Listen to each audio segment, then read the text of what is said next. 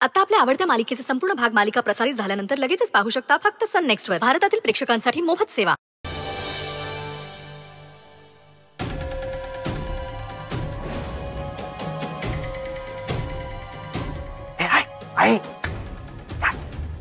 आई इकडे बस बस बस बस बस बस. अरे देवा,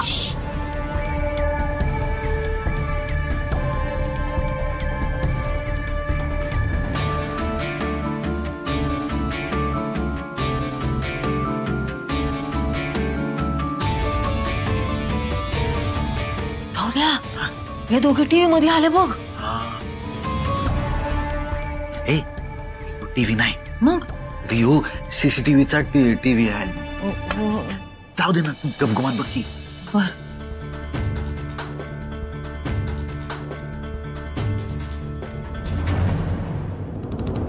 मला ना काही कळतच नाहीये.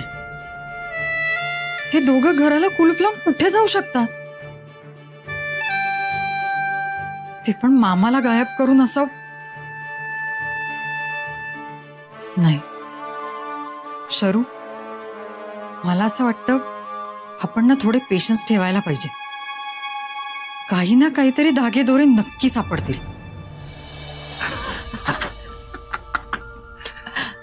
द्या. अरे बघ की कशा कासावीस झालेत बघ दोघी. अजून लय मजा येणार आहे. तू बघ ना, ह्यांचा असा हाल करतो का नाही मी. हो, सीसीटीव्ही कॅमेरा दुरुस्त करून नवं लई भारी काम केलेस बघ. हे त्यांचा हाल माझ्या डोळ्यापुढे होताना बघून पैसे फिटलं. सीसीटीव्ही दुरुस्त केलाय ना, ते उधारीवर केलाय, त्याचे पैसे द्यायचे अजून. अशा आनंदाच्या क्षणी दुःखाचं काय बोलायचं नसतं. असं असतं व्हय? हा बघ बघ हाल होत आहेत ते बघ त्या दोघींचे. आजूबाजूला चौकशी करूया का? नाही, आजूबाजूला चौकशी केली ना तर हे दोघही सावध होतील आणि त्यांच्याबद्दल माहिती देणाऱ्यांना उगाच त्रास देत बसतील. पण मग शोधायचं तरी कसं यांना?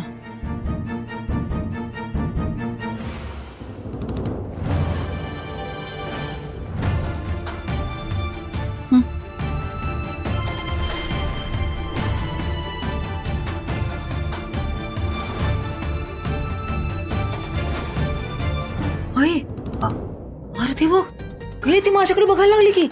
अगं नाही गे, तुझ्याकडे कसं बघेल? ते कॅमेऱ्यात बघते.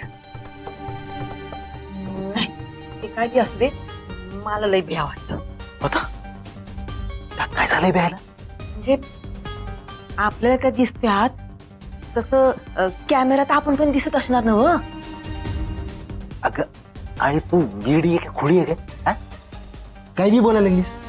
अगं हे बघ, आपल्याला ती दिसतात का नाही, पण त्यांना आपण दिसत नाही कॅमेरा मध्ये. कळतंय तुला? म्हणजे आपण नाही दिसणार, आपण त्यांना बघू शकतो. ते ना, तू बघ बरं, तू बघ. मला चांगलाच माहितीये, मला चोरीच्या जाळ्यात तूच अडकवलायस.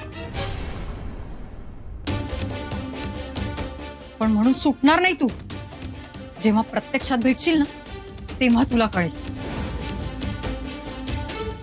तू स्वतःच्याच पायावर दगड मारून घेतलायस. तुझ्या पोराला जसं रस्त्यात ठेचलं होतं ना, तुमची अब्रू घालवली होती सगळीकडे, तशीच गत तुझीही करेन. आणि हो, या सगळ्या याच्यात माझ्या मामाला काही झालं ना तर तुम्हाला दोघांना जिवंत सोडणार नाही मी. लक्षात ठेवायचं.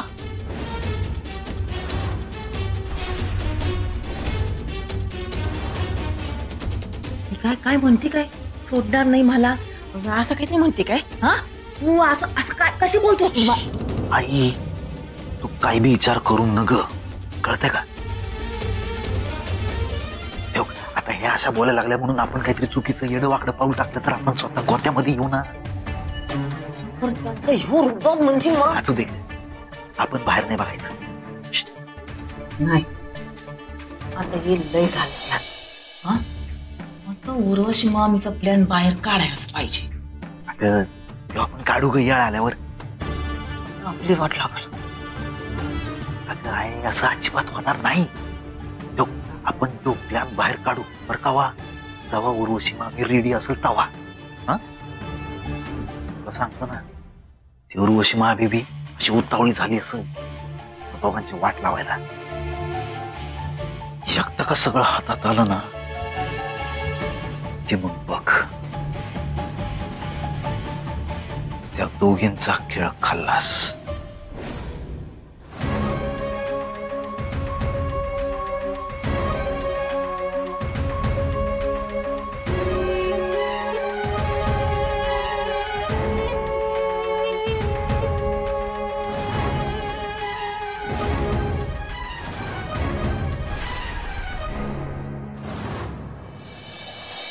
हे लोक ना हैवान बनलेत. मामाला यांनीच लपवून ठेवलंय. त्याला काही करू नये म्हणजे झालं, पण यांना अशी सोडणार नाही मी. त्यांना लगाम घालणारी ना मीच आहे, आणि मला माहितीये ते इथेच कुठेतरी आहेत. फक्त त्यांचा नंबर ट्रेस व्हायला हवा. मी बाबांच्या साहेबांशी बोलले, त्यांच्याकडनं होईल काहीतरी मदत.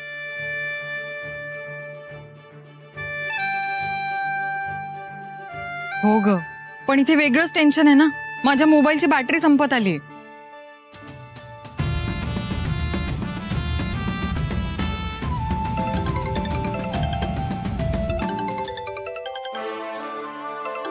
छोट्या मालकांचा फोन. आधीच बॅटरी डाऊन आहे. काय करू? कॉल घेऊ का? हा हॅलो. बोला पटकन. मोबाईलची बॅटरी डाऊन आहे. काय काम आहे तुम्हाला? अगं होय होय, पण एवढं चिडायला काय झालंय? हा अहो चिडले नाहीये मी तेच सांगते. पटकन बोला, मी ऑलरेडी महत्वाच्या कामात आहे.